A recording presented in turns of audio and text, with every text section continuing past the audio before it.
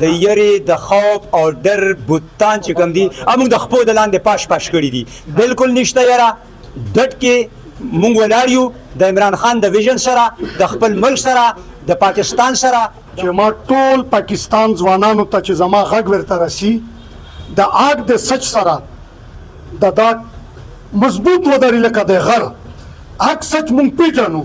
جی ګرانو عزتمندو تاسو ته پته ده چې د عمران خان صاحب سره مینه کوونکي په پوره دنیا کې ډېر غټ تعداد دی او کوم ځای کې چې پښتانه وي نو هلته د عمران خان نوم خامخا اخیستی کېږي. څومره سخته وي، هر څومره ظلم وي، هر څومره زیاتی وي، خو دلته پښتانه چې دي بیا هم د دې جنډې اوچتولو نه باز نه راځي او د عمران خان نوم خامخا اخلي. دا راته ووایه یاره څه دغه نشته دی، بچو سره اختر نه کول غواړئ؟ جی نحمدونه صلی علی رسول الکریم.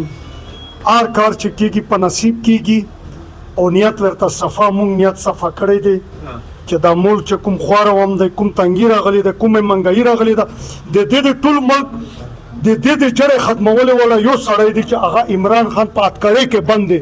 نو چې په اتکړۍ کې بند دی مونږ د خیرات سره یو، مونږ د ایمان سره یو، مونږ د هغې خلک سره یو چې د کوم پاکستان خوار عوام مسلم عوام هغه تابعدار وي، هغه سرخوار وي. نو مونږ د عمران خان سره په دې وجه یو چې عمران خان ټول امت مسلمه تسلیم کوي.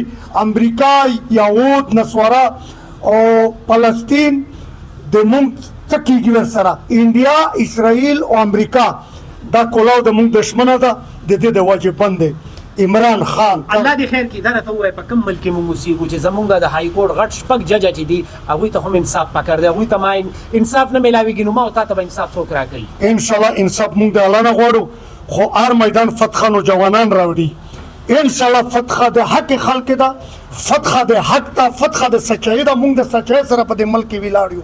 د ملک زما د تا دی، قربانۍ ورکړي دي په پاکستان. د قربانۍ نه بغیر ازادي نشته. والله چې قربانۍ نه بغیر په دې باران کې چې راغلي سردار صاحب ته نو دا ته خپل پوهېږې چې والله د ځانه خرڅې کوه، لکه زه ځان ته نه دا کیسه غږ کوم، خو سردار صاحب چې کومه نن نو سردار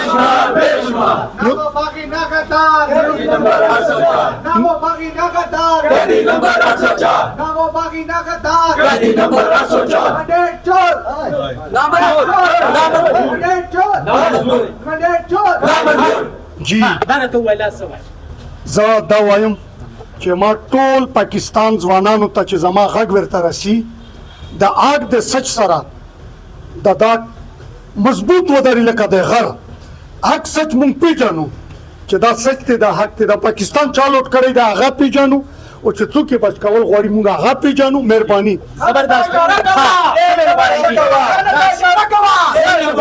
سویل غواړئ دي د پښتو لاس څه پیغام ورکوئ پښتنو ته او دا یره به څنګه ختمېږي؟ زموږ په خیبر پښتونخوا کې دا بیماري لا شته چې پولیس زیات دي نو موږ لږ لږ یېرېږو. په خیبر پښتونخوا کې د یری د خوف او ډر بوتان چې کوم دي موږ د خپو د لاندې پاش کړي دي بالکل نشته یاره ډټ کې مونږ ولاړ یو د عمران خان د ویژن سره د خپل ملک سره د پاکستان سره د خپل ادارو سره د پاکستان د سالمیت او بقا سره. او زه خپل پښتنو وروڼو ته وایم څنګه چې تاسو د یری او خوف دا بوتان مات کړي دي نو راځئ چې مونږ یو بل پریکټس وکړو چې مونږ خپل پنجاب کې، په سند کې، په نور علاقو کې راپاسو او د یری دا بوتان مات کو. د خیبر پښتونخوا د پی ډي ایم سره جګړه وا، وزیر اعلی صاحب جوړ شو، اوس د پی ډي ایم سره د علي امین ګنډاپور دوستي وشوه، دشمنیانې جګړې ختمې شوې. که څه حساب دی؟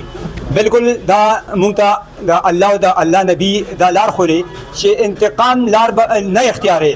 مونږ ته خپل نبی دا ویلي چې محبتونه خواره کوي، نفرتونه دفن کوي. علي امین ګنډاپور به ته زه دا ریکویسټ کوم چې موږ په انتقامي دغه باندې اعتماد نه لرو او موږ به د خلکو سره ښه کوو، ځکه چې پاکستان تحریک انصاف هغه پارټي ده چې دا د عوامو پارټي ده، د ولسي پارټي ده او دا د انصاف پارټي ده. نو انصاف جلسو په حواله سره سر خاموشي ده، جلسو له څوک نه راوځي، عمران خان دننه دی او دلته کې دوی به اوس حکومتونه کوي. کارکون دا وایي چې زمونږ اصل مقصد عمران خان بهر راوتلو. راشه کنه سبا وګوره په پېښور کې باران به وریږي یا به نه وي، ته به وګورې چې په پېښور کې سبا کوم قسم ریلی کېږي. دا جنون دی، دا د عمران خان سره په زړه کې مینه ده، دا یو هغه جذبه ده چې دا نه ختمېدونکې ده. او بیا په 6 تاریخ باندې 25 اپریل باندې ستا په پریډ ګراوند کې به د خیبر پښتونخوا نه په لکونو خلک راځي او ځای به نه وي خلک به په روډونو ولاړ وي. یو جهان مننه جی خوشاله اوسئ ګرانو عزتمندو که څوک پېښور ته تګ غواړئ نو په پېښور کې به سبا احتجاج وي. خدا راته ووایه په پېښور کې د احتجاج مقصد خدا شو چې د خپل حکومت معاملات چې دي هغه ډسټرب کول دي. پکار خدا وي چې تاسو پنجاب ته راشئ که نه جی د دې مقصد دنیا ته د پاکستان د موجوده حکومت ته دوی ته دا پیغام ورکول دي چې چونکې عمران خان بې ګناه دی، عمران خان بې قصور دی، موږ د هغه رهایي غواړو او زموږ د جدوجهد دا کوشش به تر هغه وخته پورې جاري وي تر څو پورې چې قیدي نمبر 804 موږ د جیل نه بهر کړی وي نه وي. یو جهان مننه جی ګرانو عزتمندو تاسو ګورئ پښتون غږ او زه یم ستاسو کوربه فرهاد خان. زموږ چینل یاد ساتئ فرهاد خان له اجازت راکړئ د الله په امان.